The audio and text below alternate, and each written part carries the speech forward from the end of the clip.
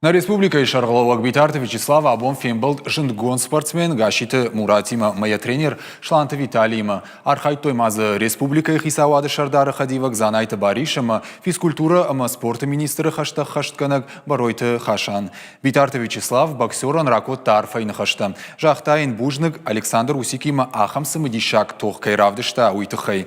Республика Шаргаловаджины хаштам гашка кут сарды автоспортыдар жынзинат тавайым. Спортсмен Нахмала Оган к фахардвае у спорта сарды юхаю. Гашиты Муратайта сагати рыштоны сарджита юбулдар шарыштырышты.